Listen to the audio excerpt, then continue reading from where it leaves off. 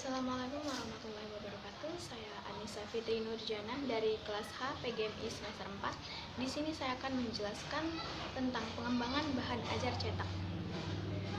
Pada umumnya, bahan ajar dibedakan menjadi dua, yaitu bahan ajar cetak dan bahan ajar non cetak.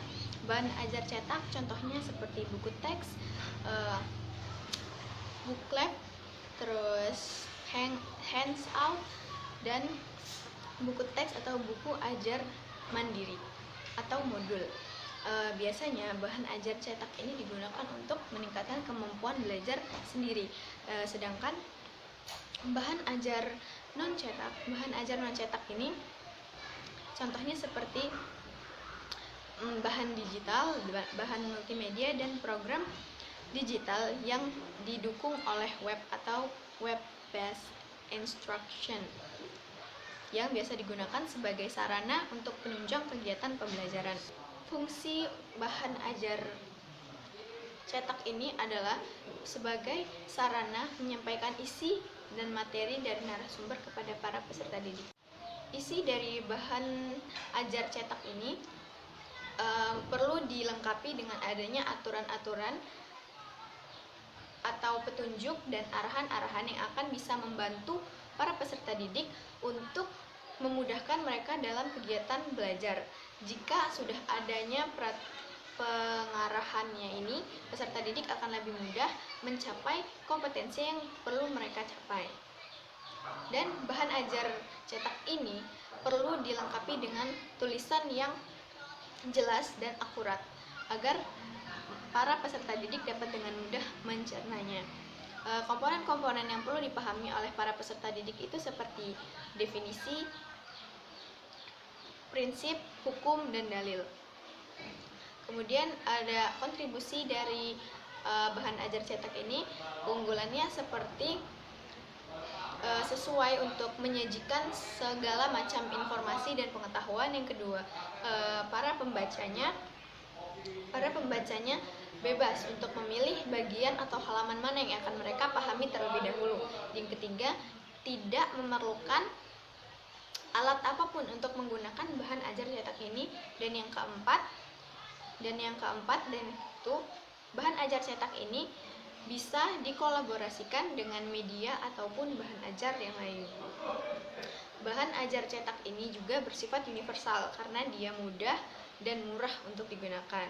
Bahan ajar cetak ini lebih ekonomis karena dia tidak memerlukan alat-alat lain untuk digunakan.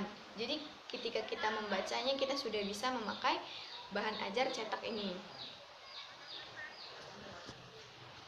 Kriteria bahan ajar yang berkualitas. Bahan ajar yang berkualitas adalah sarana yang dapat membantu para siswa untuk meningkatkan hasil belajarnya.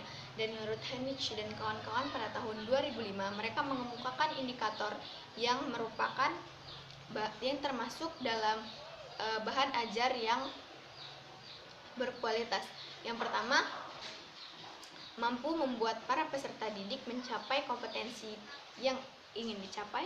Yang kedua, membantu para peserta didik untuk mengingat materi yang pernah dibahas sebelumnya. Yang ketiga, membantu para peserta didik untuk meningkatkan motivasi belajar mereka tentang bahan ajar yang telah disediakan. Dan yang keempat, membantu para peserta didik untuk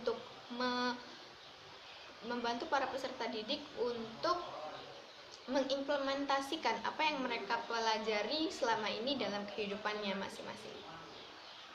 Selanjutnya, macam-macam bentuk bahan ajar yang di sini akan saya bahas ada 4. Yang pertama ada handout, yang kedua ada folder, yang ketiga ada buku teks, dan yang keempat buku ajar mandiri atau modul. Pertama handout. Handout itu adalah artikel atau sebuah lembaran yang berisi tentang informasi atau pengetahuan yang akan dibahas dalam suatu kegiatan pembelajaran. Handout ini juga berisi tentang informasi dan pengetahuan yang akan dijelaskan oleh para guru kepada para peserta didiknya. Handout ini berisi tentang informasi dan pengetahuan yang tertulis.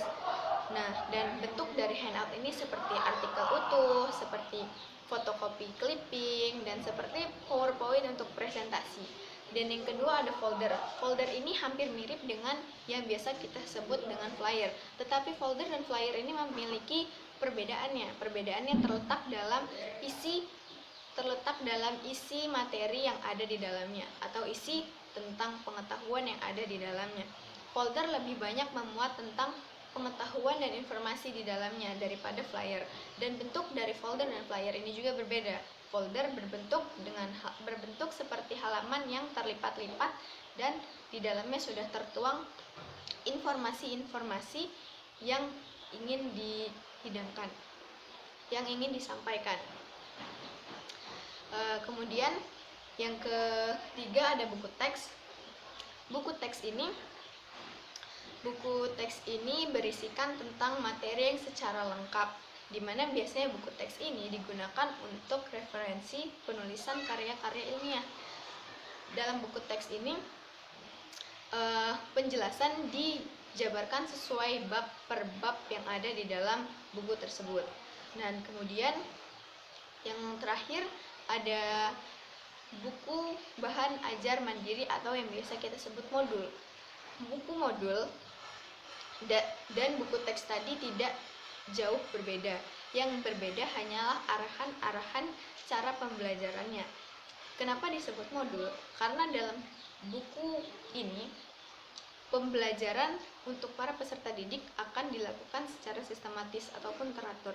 Jadi dalam pembelajaran menggunakan modul ini, para peserta didik akan diajarkan secara bertahap dengan sesuai yang pertama harus dipelajari dan seterusnya. Jadi dalam modul ini para peserta didik akan dituntut untuk belajar secara teratur dan sistematis.